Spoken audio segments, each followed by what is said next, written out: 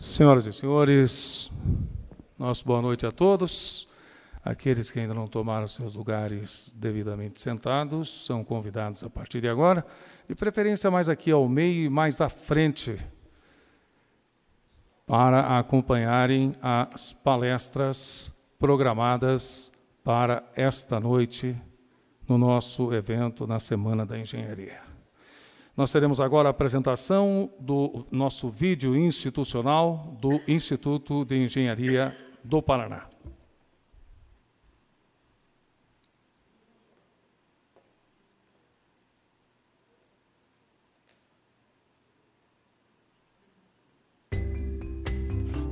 História, conquista, tradição, inovação. Um mundo em constante transformação. Pessoas, ideias, projetos.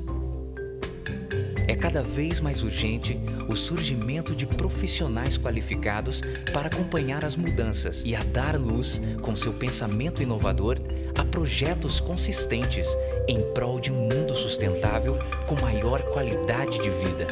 Nesse contexto, o IEP se posiciona com a missão de promover a engenharia, integrar, capacitar e valorizar os profissionais.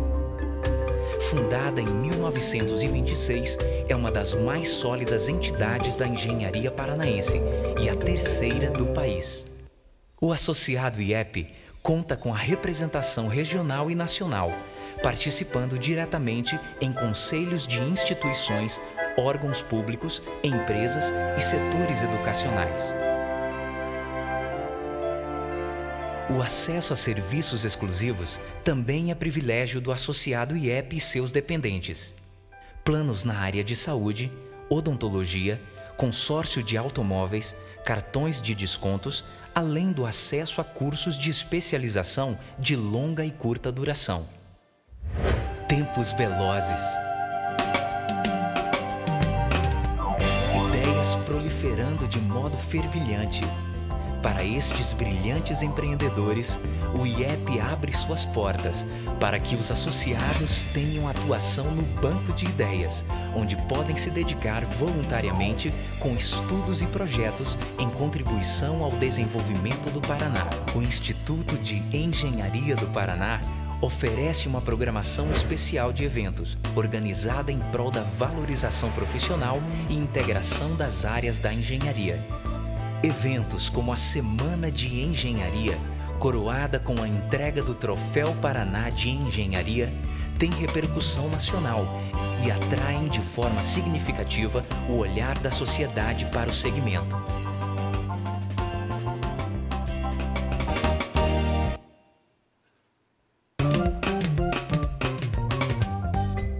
Atualmente, mais de 4.000 profissionais ligados à área de engenharia estão associados ao IEP, o que reforça sua representatividade, seriedade e independência.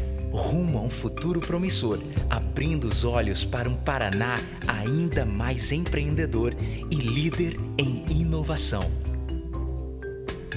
Acesse nosso site www.iep.org.br e fique por dentro das informações necessárias para ser um associado IEP. E para você que já é sócio, envolva-se, participe. Suas ideias e sugestões fazem a diferença e contribuem para que o IEP seja uma das entidades mais respeitadas do país. Instituto de Engenharia do Paraná. Valorizando ideias na construção do Paraná.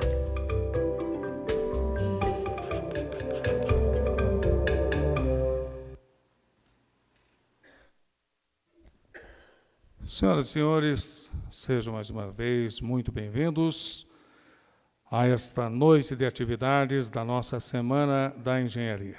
Em sua 25ª edição, a Semana da Engenharia conta com o apoio dos nossos patrocinadores: o Conselho Federal de Engenharia e Agronomia, CONFEA, a Companhia Paranaense de Energia, COPEL, Companhia Paranaense de Gás, Compagás, Institutos Lactec, Unimed Curitiba, Conselho Regional de Engenharia e Agronomia, CREA Paraná.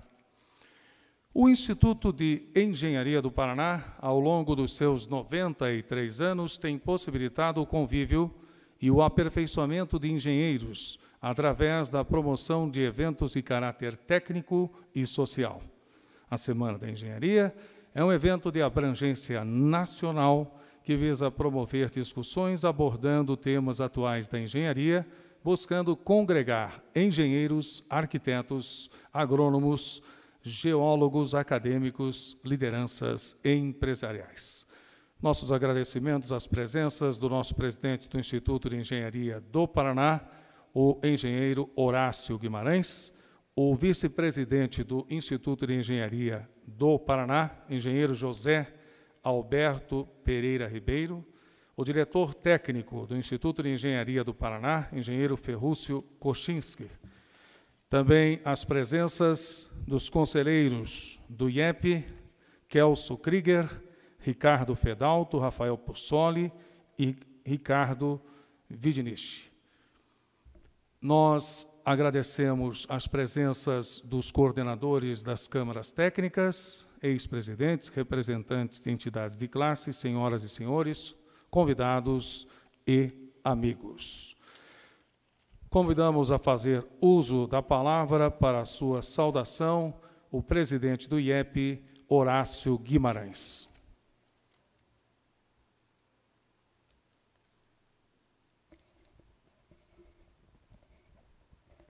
Boa noite a todos vocês. Quero saudar o nosso conselheiro, o House, que foi esquecido aqui. Tá? Agradeço a presença de todos vocês e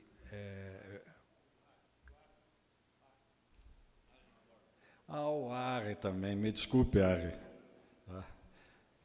Eu acho que agora foi todos. O Jansen está aqui. Tá?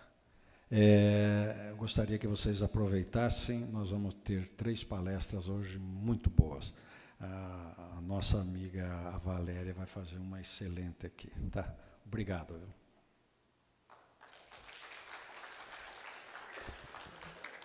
Vamos ouvir agora o diretor técnico do IEP, Ferrúcio Kochinski.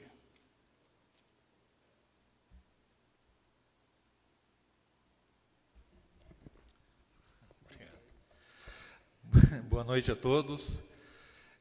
Em nome do presidente do Instituto de Engenharia, eu gostaria de agradecer a todos os nossos amigos presentes,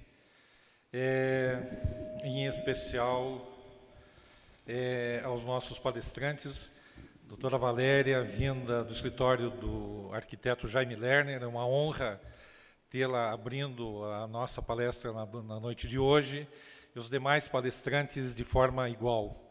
Queremos informar a todos que, fora as presenças dos nossos amigos, o nosso evento está sendo transmitido pela internet. O pessoal até imaginar que o grupo está bem maior do que nós estamos esperando. Esse evento que nós estamos fazendo faz parte de um trabalho da diretoria técnica, feita a 10 mãos, para que todos pudéssemos ter um bom aproveitamento. Com as visitas técnicas que nós tivemos da Lactec, na usina que foi realizada na quarta-feira passada, Parigo de Souza. Hoje nós tivemos na Sanepar, e tenha certeza que o aproveitamento foi muito interessante. Agradecemos a todos que nos ajudaram a fazer com que esse evento, Semana de Engenharia, 25ª Semana de Engenharia, estivesse acontecendo no Instituto. Desejamos a todos um bom evento e obrigado.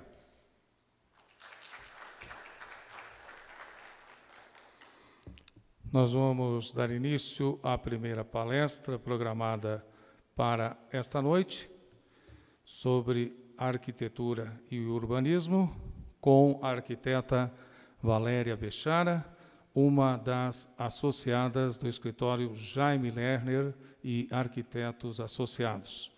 Valéria é formada em arquitetura e urbanismo pela Universidade Gama Filho, Rio de Janeiro, com MBA de gerenciamento de projetos pela Fundação Getúlio Vargas e cursou filosofia pela Universidade Federal do Paraná. Valéria foi sócia fundadora da Jaime Lerner Arquitetos Associados e atuou em vários projetos aqui no Brasil, no México, República Dominicana e Angola. Nós chamamos ao palco e passamos a palavra para a sua apresentação, a arquiteta Valéria Bechara.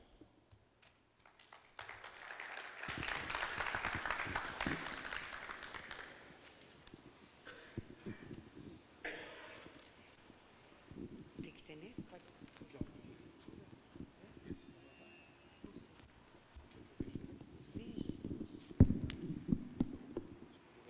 Bom, primeiro de tudo, eu queria agradecer a oportunidade de estar aqui, agradecer ao Horácio, ao José Alberto, ao Ferrúcio, aos conselheiros, ao Instituto de Engenharia. Eu vou começar fazendo uma meia gracinha, né? Eu devo agradecer, existe uma rixa, né, uma brincadeira entre engenheiros e arquitetos. Eu vou dizer, a gente só briga com quem a gente casa. Então, não fossem vocês, minhas obras não estariam de pé. Falando um pouco da minha... alguém fez um comentário, o Ricardo fez um comentário, né, que eu tenho ainda um sotaque muito forte de carioca. Eu devo agradecer aos curitibanos. Estou em Curitiba há 30 anos. Aos 60, devo dizer que metade da minha vida passei aqui. Mas antes disso, eu já conheci o Jaime lá do Rio de Janeiro. Tenho 35 anos de casa com ele. Então, muitas coisas a gente pôde fazer juntos, né? Sou uma das fundadoras. Quando o Jaime terminou o governo do Estado, ele chamou alguns arquitetos para compor esse escritório. Próximos aí já dos quase 20 anos, não temos ainda, queria já ter parte do jubileu, mas não deu tempo, saímos em 2002. E temos tido a tarefa de levar às outras cidades o conhecimento que adquirimos, né, nos projetos exitosos de Curitiba e do Paraná. Isso tem sido um objeto de exportação, inclusive, não é um trabalho só que a gente faz para as cidades brasileiras. O Jaime é um apaixonado pela cidade de Curitiba. Embora ele tenha feito muita coisa pelo Paraná, é Curitiba o seu maior legado, o seu maior feito. E acho que os curitibanos também reconhecem isso, né? Então, vou mostrar um pouquinho... agora, eu acho que eu vou ter que olhar para trás para... Basta falar? Não, tem que ligar. Só falar? Só falar? Alô?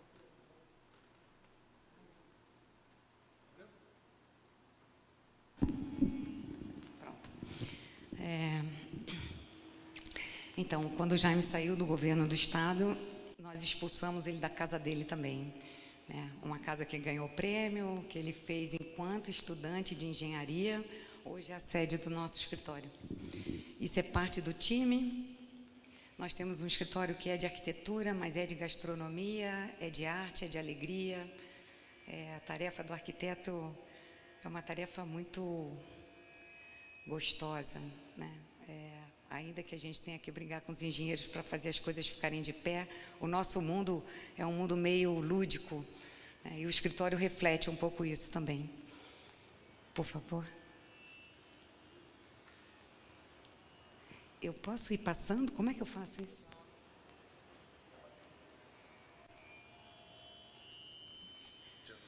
Rapaz, esses engenheiros são cheios de tecnologia, né? Vou apanhar aqui. Para frente, para trás, e aqui você. Não, me dá um comando simples, tá bom?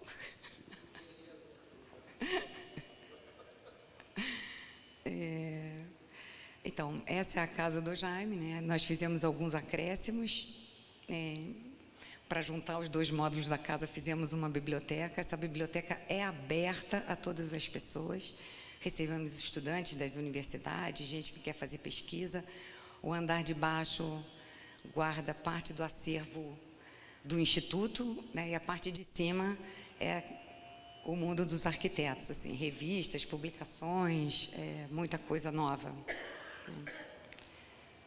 Oh, rapaz, vou apanhar mesmo. Por que não anda?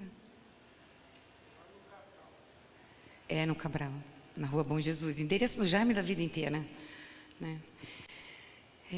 Vou passar aqui alguns dos conceitos com os quais a gente trabalha, dos conceitos urbanos, né? A gente trabalha com, sempre, o Jaime pede que a gente veja um desenho possível para a cidade, né? Qual é o desenho escondido dessa cidade, como é que a gente trabalha para que as coisas possam funcionar do ponto de vista da integração do transporte, do uso do solo. O sucesso do transporte de Curitiba vai além da questão da mobilidade. Ele existe e está calcado na questão do uso do solo. É um lugar que pensa como as pessoas se locomovem, onde elas trabalham, onde elas vão morar, e tudo isso ajuda na tarifa, no sobe e desce dos ônibus, enfim, estou falando para curitibano, né? Então, a gente trabalha com a questão do crescimento, do desenho da cidade, da mobilidade, da sustentabilidade, da identidade da coexistência,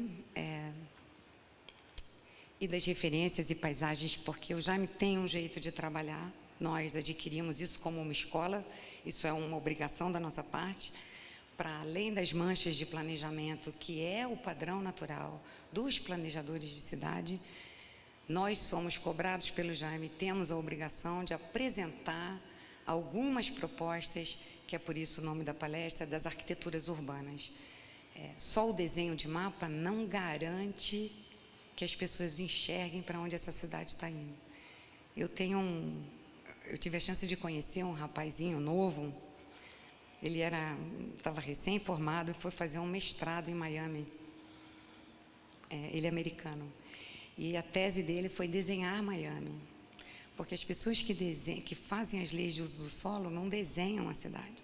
Quando ele desenhou tudo o que a lei de uso do solo de Miami dizia para ser feito, ele disse, isso aqui vai ser um plantel de zigurates, né? Porque o terra é maior e a cidade ia crescendo em pirâmide. Foi uma forma dele mostrar como a cidade é mais do que letra. Quando você desenha o resto do chão, quando você desenha onde as pessoas vão passar, a cidade tem que ser uma cidade aos nossos pés. A cidade é uma invenção do homem para o homem. Não é para o carro, não é para o sobe e desce, não é para o carga e descarga, é para nós. Então, eu vou voltar à questão da identidade da coexistência, porque esse é o departamento, assim, o grosso da minha contribuição no escritório está na questão das acupunturas, e quase todas acupunturas no espectro da arte. Eu tive a chance de preparar, eu fui a curadora da exposição de 50 anos do Jaime, né? E a leitura que eu faço do Jaime é que ele é um profissional que trabalha num binômio para as cidades, o binômio da arte e da funcionalidade. E quando eu digo arte, eu digo todo o espectro que nós temos a capacidade de pensar, imaginar, interagir, criar. Isso é inteligência, a inteligência está dentro disso, né? Mas no espectro dessa possibilidade que só a gente tem, né? De olhar um futuro que não existe. Então, aqui, claro, estou falando de Curitiba, das acupunturas. Essas eu não pude participar, infelizmente, mas ainda era muito novinha. Essas já são algumas acupunturas que eu pude participar no período da prefeitura e do governo do Jaime, né? Ali tem o Conservatório de MPB, o Memorial da Cidade. Aqui embaixo tem o Museu Paranaense, e os demais são obras do Estado, no período em que a gente esteve junto no governo do Estado. Bom, agora eu vou começar a minha grande parceria com vocês, engenheiros, queridos do coração, né? Eu tive, junto com o Jaime sempre, né, a oportunidade de participar da reconstrução de Luanda. Nós fomos convidados pelo governo de Angola para, tão logo acabou a guerra em 2004, 2002, 2003, nós fomos chamados a participar. Isso aqui já é projeto, o projeto começou em 2005, tá? Um projeto de reconstrução de Luanda, das principais vias de Luanda. Era uma proposta de infraestrutura. Fomos procurados por engenheiros e acabamos fazendo uma arquitetura maravilhosa para a cidade, que muda o padrão das coisas. Então, a primeira coisa que fizemos foi fazer, de novo, um desenho de crescimento, uma leitura daquele território, saber quais eram os principais eixos, como é que a cidade ia se desenvolver, crescer. Essas vias foram escolhidas e, naquele território lá, aquele primeiro desenho tem uma coisa simpática, né? Assim, a Angola dos portugueses, a Luanda dos portugueses, se concentrava naquela banana amarelinha, que é o casco histórico, e na primeira mancha laranja. Aquilo era uma cidade toda infraestruturada, trabalho, serviço, moradia, para 400 mil pessoas.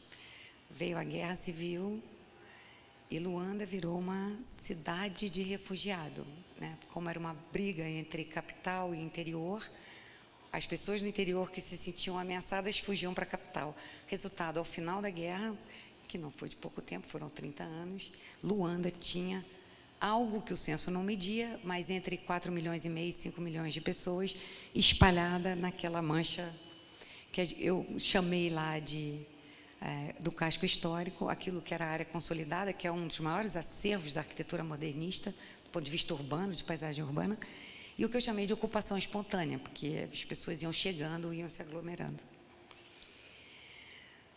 Nesse trabalho de engenharia, a encomenda era fazer infraestrutura, drenagem, galeria técnica, pavimentação e iluminação.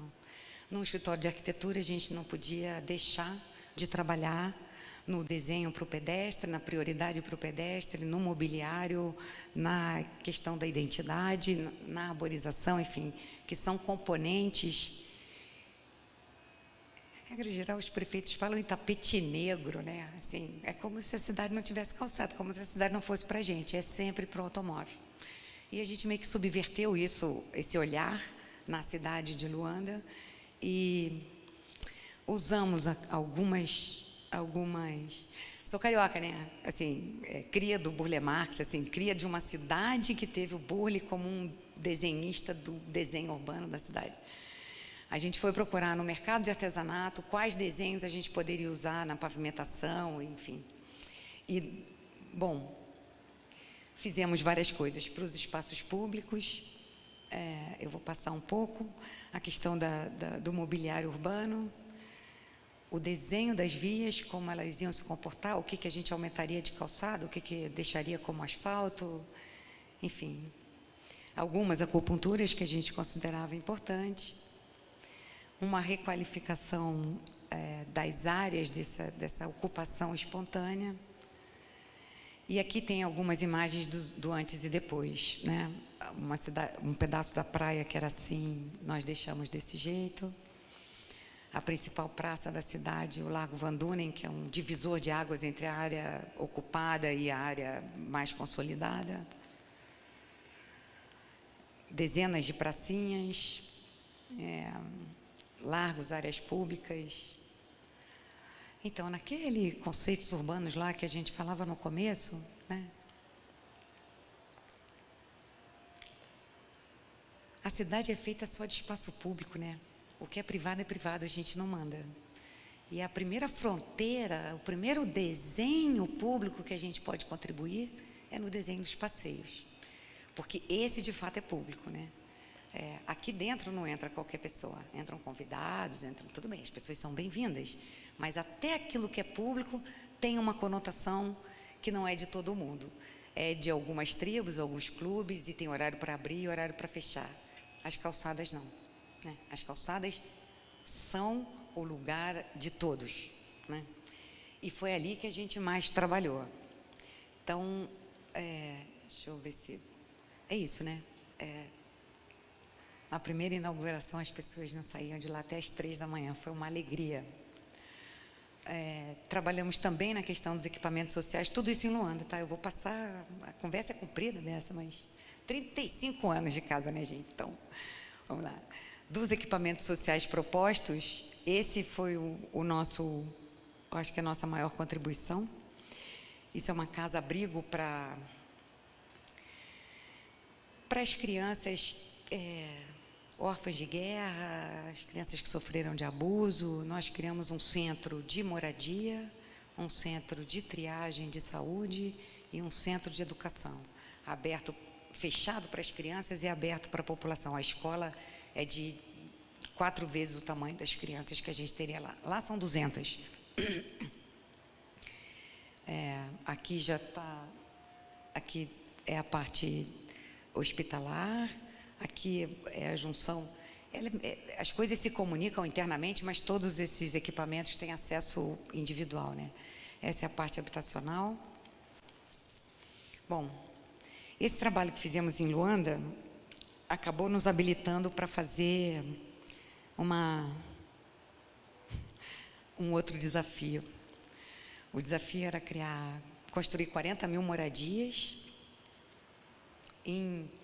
são 13 bairros, mas na verdade são 13 municípios diferentes. Seria o equivalente aqui ao Minha Casa Minha Vida, de alguma forma. Lá o nome era Minha Casa Meu Sonho. Bom,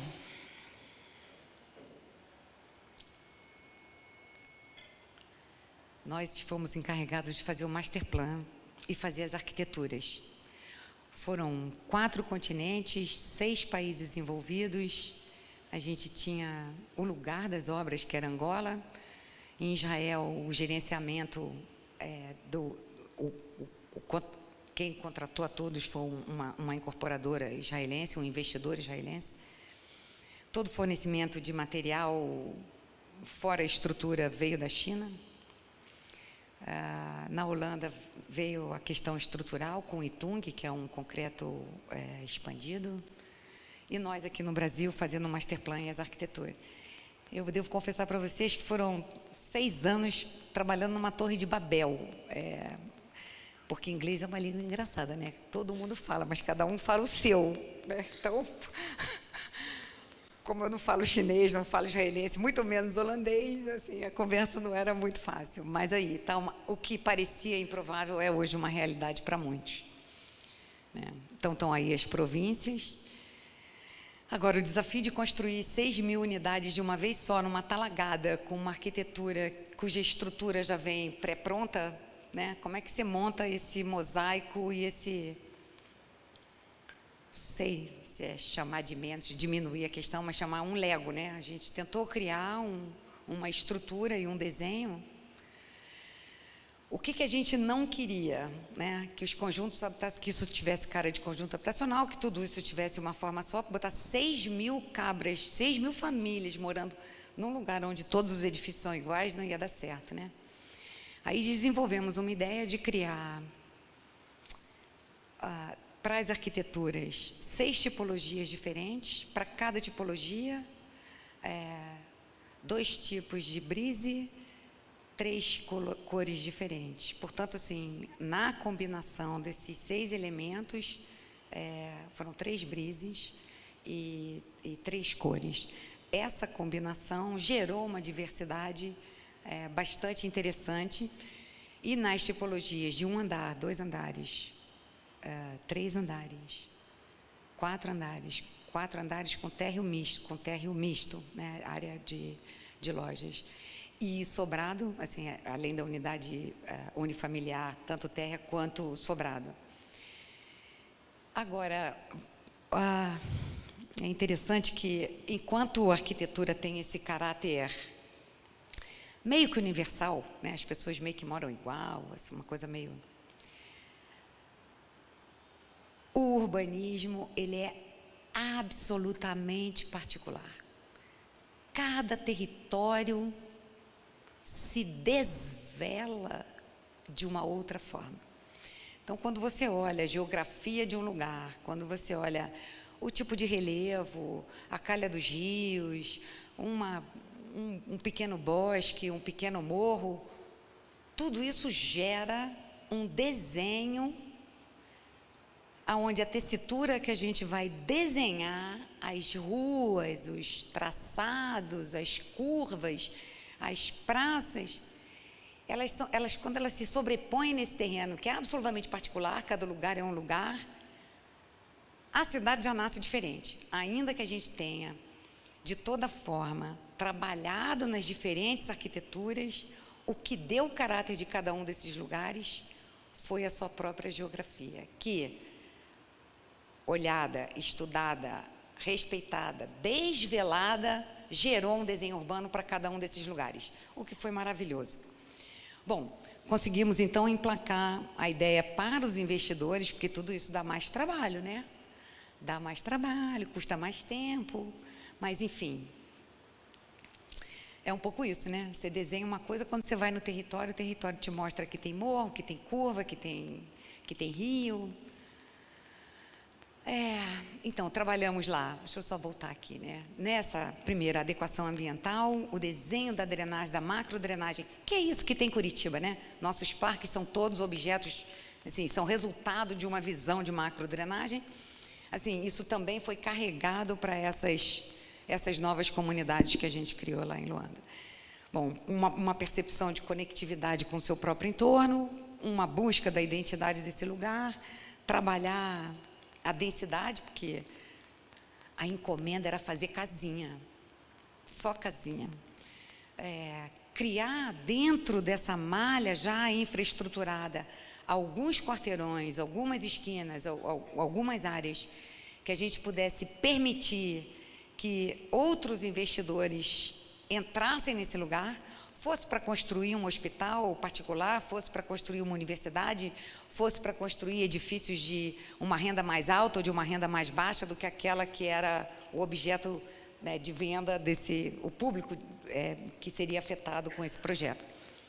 Então, reservamos também áreas já infraestruturadas e reservamos áreas também para outros tipos de serviço, além do que aqueles que a gente conseguiu embutir dentro da própria arquitetura dos prédios de 4 andares misto, né? Porque o supermercado não cabe ali dentro, o banco não cabe ali dentro, essas coisas básicas do nosso dia a dia.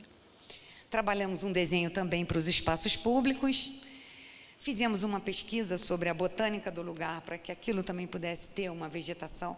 Aquilo que a cidade, o incorporador não entrega como cidade, nunca mais vai acontecer. O setor público não faz, né? Se, no entanto, você entrega uma casa, ainda que no osso, em algumas situações, o proprietário, ele pode se dotar de fazer as melhorias que ele precisa, mas na calçada não vai fazer, no asfalto não vai fazer, na iluminação pública ele não tem como fazer. Então, nós trabalhamos muito para que todo o espaço público já estivesse concluído na medida em que essas unidades habitacionais fossem entregues, né? Vamos lá, as tipologias. Eu vou passar aqui algumas coisas assim, ó, eu trouxe poucas coisas, mas o conjunto das cores, o conjunto dos brises, e isso foi gerando os edifícios de térreo misto, ali um pedaço das obras, um pouco da escolha da cor também, a gente escolheu as cores do lugar, porque botar rosa salmão não ia dar, né? Nem branco no lugar desse. Então, isso é uma das comunidades já ocupadas. Isso é o interior de uma das quadras. Isso é um outro trecho também que ficou pronto, né? Bom, carioca que sou, toda encomenda do Rio de Janeiro volta para mim. Falava ainda agora com o Ricardo sobre a Rua Larga, você vai vê-la aqui. O escritório foi convidado, depois do Rio ter perdido a primeira vez que se candidatou às Olimpíadas, o que tirou o Rio do páreo foi a impossibilidade mesmo, de se fazer aquele transporte que eles diziam fazer, né? Assim, foi prometido metrô em todas as linhas, quilômetros e quilômetros. Assim, o Rio de Janeiro continua com uma linha de metrô, né? 40 anos se passaram. E aí o COB veio a nós pedindo que o escritório fizesse uma avaliação e fizesse uma proposta para o transporte olímpico, né, para as Olimpíadas, para a nova candidatura. E aí fizemos um estudo de integração metrô, ônibus, trem, BRT, enfim. Esse foi um dos trabalhos que eu participei. Esse primeiro conjunto de desenhos aqui foi quando eu entrei no escritório em 84, lá no Rio de Janeiro, na gestão Brizola. Esse aqui já é um desenho feito já para as Olimpíadas, né, com as estações e integração com trem, enfim, com metrô de superfície ali em cima. Bem, isso é um outro trabalho. Gente, isso aqui assim, é um pupurri do escritório, né? Eu sou uma pessoa muito sortuda, sou uma afortunada. O tamanho do Jaime traz ao escritório desafios em todas as escalas, né? A gente só não brincou ainda de fazer país. O resto, assim, estado, cidade, pracinha, mobiliário urbano, arquitetura, a gente trabalha em todas as escalas, né? A FEComércio, então, foi ao escritório também, pediu uma colaboração no Rio de Janeiro para, enfim, quais seriam os postulados que a gente poderia dizer ou colocar para o uso do solo do Rio de Janeiro para a melhoria da questão do comércio, porque é o que a FEComércio cuida. E eles escolheram conosco 2 áreas, uma área no centro da cidade e uma área em Campo Grande, né? Por que isso? Porque o Rio é muito diverso, é uma cidade muito grande e a solução que a gente encontra para um setor histórico não é o mesmo que se encontra para Barra nem para Ipanema, muito menos para Campo Grande. Isso é um pequeno resumo. Aqui na região da Lapa, aqui é na Rua do Acre, mas 2 pedaços no centro. A gente pegou a Lapa e o conjunto lá da Rua Larga, que é a Rua do Acre, a outra ponta, né, Praça Mauá, os 2 extremos da Avenida Rio Branco, para fazer uma leitura sobre caminho de pedestre, carga e descarga, comportamento das calçadas, o que a gente faz com aquele patrimônio histórico, o que é tombado, o que pode ser reciclado, o que pode ser restaurado, enfim. Como usa as calçadas para... Enquanto esse aqui foi para a região da Rua Larga, essa proposta aqui foi para a região da Lapa. Isso tem anos, tá? Então, estou fazendo projeto memória aqui. Então, fizemos um trabalho para restaurar as fachadas, um projeto de iluminação, um projeto de comunicação visual, um projeto de criação de decks móveis, porque parte dessas ruas, todos esses imóveis são em fita, né? Então, não tem recuo, são todos históricos. E como é que você coloca isso na rua, né? Naquelas calçadas super pequenininhas, a gente propôs a extensão da calçada com deck, se algum dia... Enfim, isso tiver que ser retirado para carro estacionar. A gente, na verdade, estava ocupando... Isso tem nome hoje, né? São essas pracinhas que eles estão usando em estacionamento também, né? E aqui as propostas para a região de Campo Grande. Essa proposta a gente acabou por reproduzi-la já de um jeito um pouco mais estruturado quando participamos agora do Plano de Desenvolvimento Urbano Integrado da região metropolitana do Rio de Janeiro, né? Assim, o Rio, de um jeito muito particular, enquanto o Brasil inteiro fazia região metropolitana, criava as suas regiões metropolitanas, o Rio estava lá sofrendo com a mudança da capital, depois com a fusão com Niterói, com o estado do Rio de Janeiro, aquilo que era um distrito federal, era uma cidade-estado, virou capital de um estado que não era o seu, enfim. Só agora, passados 40 anos, quase 50, o Rio resolveu, por imposição do Ministério das Cidades, contratar, com a ajuda do Banco Mundial, um plano de desenvolvimento urbano integrado, o tal do PDUI. Essa proposta a gente reapresentou, a gente continua acreditando que ela é uma proposta boa. Boa parte da zona norte do Rio de Janeiro e a zona oeste do Rio de Janeiro, composta pela massa dos municípios metropolitanos, depois de Pavuna lá vem São João do Meriti, até Nova Iguaçu, que era uma cidade só, Nova Iguaçu, que foi se dividindo, Duque de Caxias, enfim, todo o lado oeste do Rio de Janeiro, que cresce lá em direção da Baixada, teve no trem o seu momento de fundação dos seus sítios históricos está no trem. Quando o trem de subúrbio foi feito, em volta de cada estação, tanto os bairros como Madureira, Cascadura, Meiringen de Dentro, Pavuna, e assim vai, né? E daí, no ramal oeste, você tem Santa Cruz, Bangu, Campo Grande, vai embora esse negócio. Foi em volta do trem que tudo isso aconteceu. Quando eu trabalhei no Rio, nos anos 80, do milênio passado, o trem carregava 1.300.000 pessoas. No ano 2000, ele estava carregando 300.000. O sucateamento do Estado é uma coisa que é visível sob todos os aspectos. Bom, junto com o trem, na medida que o trem não funciona, mesmo funcionando mal, o Rio de Janeiro se encheu de van, se encheu de ônibus, junto com tudo isso camelou. Resultado, esses centros que guardavam a memória de cada um desses bairros, eles vão se descaracterizando, o comerciante reclama, daí a história da FEComércio nos chamar, como é que você organiza tudo isso, né? Então, ali, desculpe o erro de português, a gente falou na renovação das estações e do entorno dessas áreas, entendendo que isso qualificaria o bairro, traria o sentimento de pertencimento, traria a questão do orgulho, uma vez que o trem melhore, prepara-se as estações e integra com outros modais, porque eles existem e são necessários, né? O trem carrega longas distâncias, nunca curtas distâncias.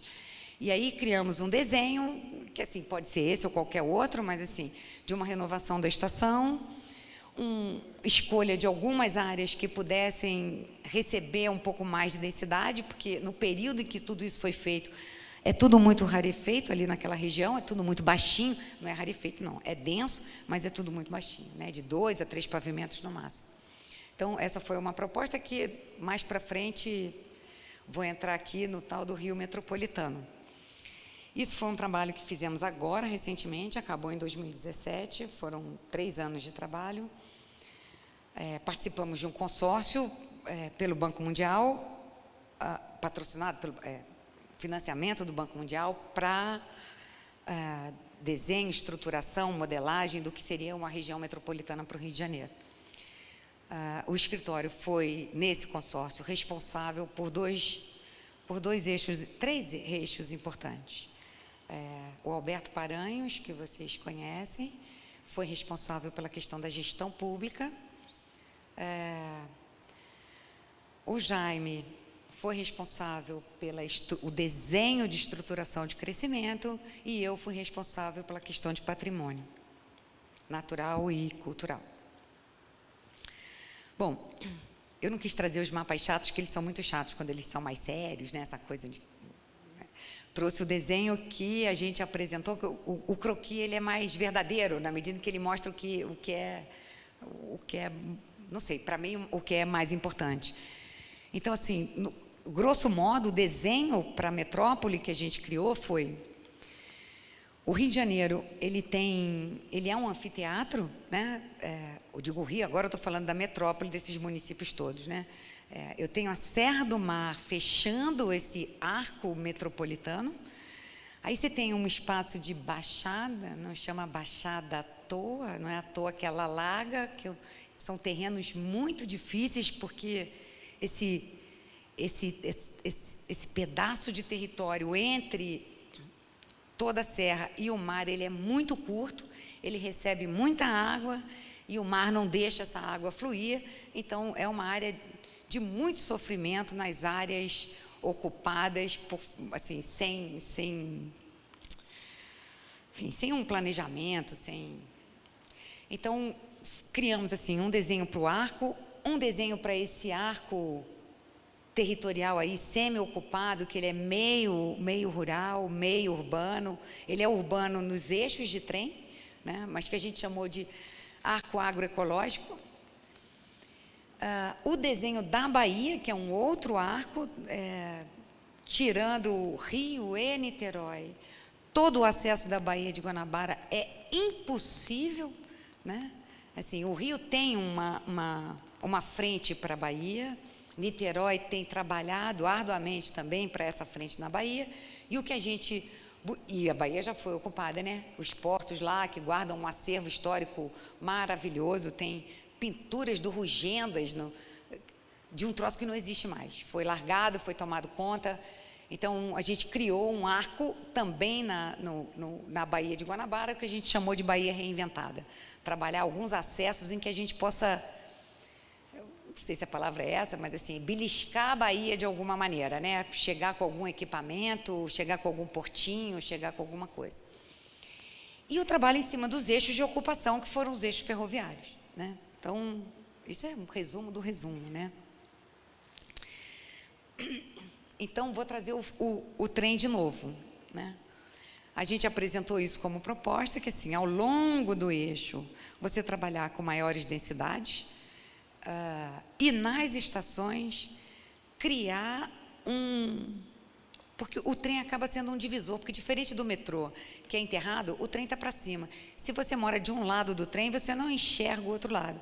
Então, já que não enxerga, a gente propôs que isso fosse encapado com uma rua comercial, com outros equipamentos. Ou seja, essa estação, ela, para além de estação, ela também é uma composição de paisagem urbana. Ela é um muro vivo, o que as pessoas hoje chamam de fachada ativa, né? Para não ser aquele muro onde todo mundo se sente ameaçado de estupro, de sequestro, de roubo e tal. Bom, aqui um pouco da Bahia, né? Isso aqui é uma foto de um portinho histórico, lá é um pedaço do aterro de Gramacho, e da região de Duque de Caxias, que a gente propõe que isso tenha uma cara como o aterro do Flamengo, que é um patrimônio da cidade do Rio de Janeiro. Bom, eu estou encerrando já a minha parte, não cansem não, porque ainda vou falar um pouquinho do escritório dos outros projetos, que, assim, eu estou separando um pouco os projetos que eu não fui coordenadora, porque caso vocês queiram perguntar alguma coisa, eu vou dizer que as minhas respostas têm uma certa limitação, tá? Porque detalhes de construção, essas coisas ficam muito difíceis. Esse foi um trabalho que acabou agora em 2018, que nosso escritório foi contratado pelo Instituto Purunã, um instituto que nasceu para criar e fazer o plano turístico daquela região, que é uma região belíssima do estado. Talvez um monumento geológico, depois das cataratas, o mais importante. Ele cruza uma dezena de municípios e tem ali no Purunã seu portal de entrada, né? O portal de entrada dos Campos Gerais é bem nesse lugar do Purunã. E aí fizemos um vasto trabalho. Resumidamente, esse trabalho tem um levantamento sério na questão do patrimônio natural, no patrimônio cultural, porque o que embasou o nosso plano foi a questão da geografia e da história, porque isso é um monumento geológico de primeira grandeza e talvez a parte mais importante da história do Paraná esteja no caminho dos tropeiros, e isso foi lugar disso tudo acontecer. Então, a gente trata da questão do patrimônio natural e cultural com muita seriedade. Fizemos algumas coisas em relação à manutenção dessa atmosfera rural, porque diferente do resto do estado do Paraná, que é um estado de pujança agrícola, eu não me esqueço a primeira vez que fui a Guarapuava, passei por Guarapuava e vi aquelas colheitadeiras gigantes trabalhando numa noite de lua cheia. Tinha um negócio vermelho, outro negócio gigante amarelo. Essa imagem aqui no Purunã não existe. O Purunã não é uma potência agrícola, mas ele é uma preciosidade rural. O lugar dos cavalos, o lugar da cerquinha, o lugar... porque essa coisa dos tropeiros ficou nesse endereço aí muito especial. E a gente falou também da questão da regularização fundiária, porque no centrinho de São Luís do Purunã as famílias vão crescendo e aquele lote rural lá hoje vira uma bagunça e as pessoas sofrem porque elas querem montar um negócio e não tem, a Copel não liga a luz, porque só pode ter uma matrícula e a família não quer porque você gasta mais luz do que o outro e assim vai. Então a gente propôs um trabalho de regularização fundiária nas áreas nesses lotes urbanos que moram mais de uma família. Enfim, e propusemos a criação do que a gente chamou de selo Purunã. O selo Purunã é uma intenção de criar um selo de procedência, hoje na agricultura uma obrigatoriedade, né? Porque você sabe de onde veio, você sabe como manipulou, enfim, certificado de origem. E para qualificar esse lugar e você O melhor turista é aquele que compra, né? É alguma coisa. Você leva, todo turista precisa comprar alguma coisa. E hoje você não tem o que comprar no Purunã. Então foi feito um cadastro das aptidões, das habilidades dos moradores locais. Então a gente tem lá mulheres que fazem bordado em cruz, tem um senhor que faz faca como ninguém, tem outro que faz movelaria rústica. Tudo isso para que a gente possa criar os cursos de qualificação e essas pessoas possam entrar num processo de inclusão do desenvolvimento. Bom, aqui eu vou encerrar o que eu fiz assim, como coordenadora. Eu vou falar um pouco, falei agora das escalas do escritório. O Jaime é um sujeito muito inquieto. Raramente você vai ver o Jaime sentado olhando para o nada, ele está sempre com um bloquinho na mão desenhando. E o Doc foi... O Ricardo estava falando que o primeiro carro elétrico do Brasil está lá na Light, né? A ideia de um carro elétrico, mais do que de um carro elétrico, é também de um carro compartilhado, né? Isso a gente está vendo... Então, isso aí é quase de 2000, né? 100 anos depois. Mas era de criar uma condição de mobilidade... eu não sei, eu estou velho o suficiente para ter braço direito, minha equipe hoje já tem 30. E, pasme, eles não só não têm carro, como não sabem dirigir. Então, assim, é uma coisa muito louca, né? Assim, essa coisa de cada um ter seu próprio carro, isso tende a acabar mais rápido do que a gente imagina. O Jaime tem uma palestra, na palestra que ele faz, usualmente, ele tem uma brincadeirinha que ele coloca um maço de Marlboro, eu que sou fumante, ele pegou o meu maço de Marlboro, em cima de rodinhas, e diz que o carro, como é que é? O carro é o cigarro de amanhã, né? Assim como o cigarro foi banido da vida das pessoas, o carro também será, né? E o Doc, ele não nasce como uma experiência de um carro elétrico, ele nasce como uma experiência de um carro compartilhável, né? É um objeto, é um veículo, é um transporte coletivo de uso individual. Era essa a intenção, né? É um conceito, né? A gente também não fabrica carro, é só a materialização de uma ideia. Assim como as ruas portáteis nasceram, a primeira vez que ela veio para a discussão, foi para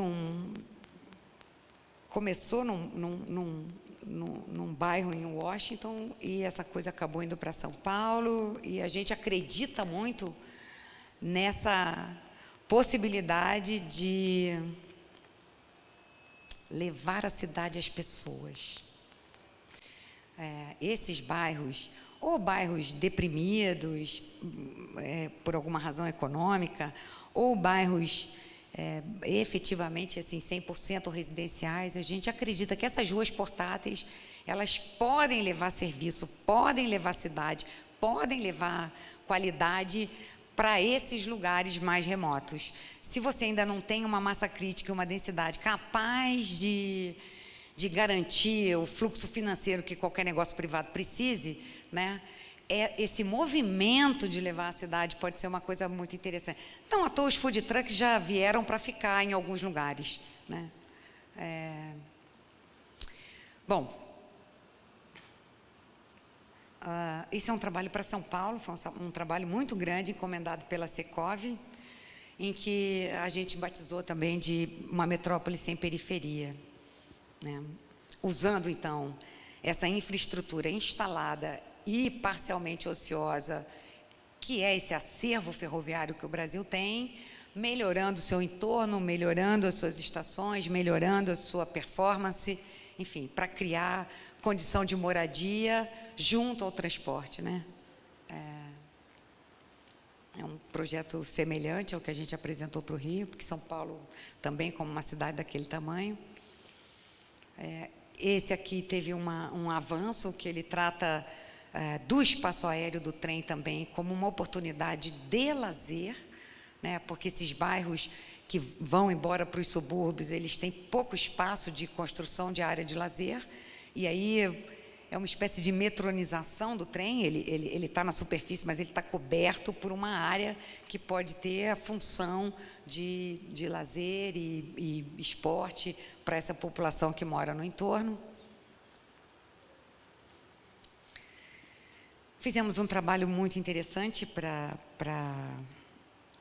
a região da Luz, que é um lugar que guarda talvez um dos principais conjuntos, né, culturais de São Paulo. Você tem a Pinacoteca, você tem o conservatório lá, a sala de música, que me fugiu o nome, tem a própria Estação da Luz, com o museu e tal. Que era uma proposta de criar uma espécie de consórcio, né, e valor agregado para todos os imóveis. Ele é um projeto mais... ele é menos arquitetura e mais solução de operação urbana, né? E aqui em Porto Alegre, estou encerrando já, Porto Alegre é a nossa menina dos olhos, que é a nossa obra mais recente. Em Porto Alegre, a gente teve a oportunidade de trabalhar em 2 grandes projetos. O primeiro foi também num consórcio, em que nosso escritório entrou com arquitetura. Aí tinha um grupo espanhol que era de banco e um grupo de construtores, era uma coisa assim. E nós ganhamos o desenho de ocupação do Cais Mauá, né? Criando uma área de reciclagem dos galpões, área nova para os prédios novos e tal, para quem... Isso estava dentro da modelagem, né? Aí, uma das discussões interessantes, quem é que vai ter coragem de tirar aquele muro, né? Ninguém, né? Ainda que nunca mais ele tenha sido usado depois da grande enchente, quem vai ter a coragem de derrubar? Ninguém tem, né? Porque se acontece uma enchente e sobe na cidade, quem foi o maldito, né? Então, assim, a gente usa trazendo um pouco da água do Guaíba numa cortina d'água e tal. Isso é lúdico, é uma brincadeira de bom gosto, eu diria, né? Além dos pavilhões lá. E aí, por último, e talvez mais importante nesse momento, o projeto que fizemos para a Orla do Guaíba, né? Um projeto que começou em 2012 e agora a gente começa a ver frutos, né? A nossa profissão é ingrata, sabe? Porque muito do que a gente planeja, a gente vai morrer sem ver. Eu já estou meio triste. Quando o Jaime nos obriga a pensar num desenho, em como começa, a frase dele, né? Inovar é começar. Outra frase que ele diz: eu não tenho obrigação de ter todas as respostas. Eu tenho obrigação de apresentar uma ideia e a humildade de receber contribuições.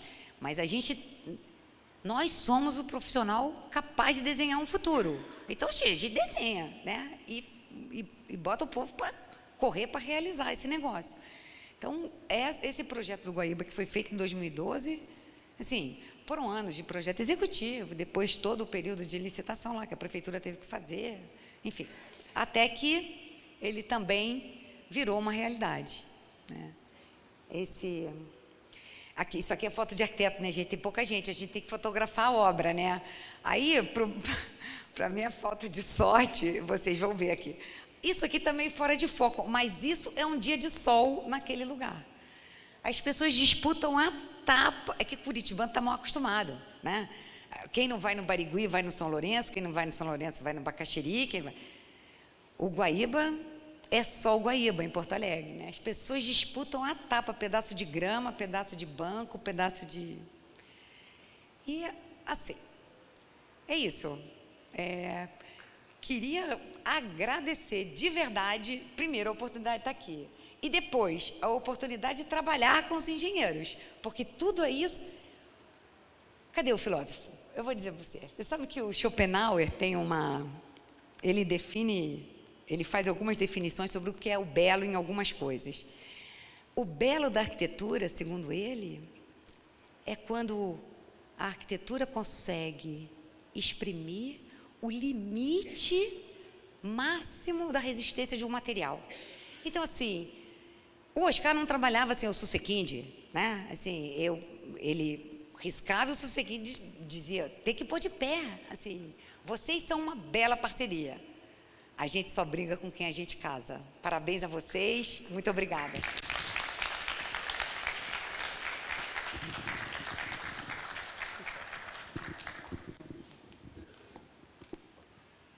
Nós convidamos nesse momento o nosso presidente do IEP, Horácio Guimarães, que vem à frente entregar o certificado de participação à nossa palestrante Valéria Bechara.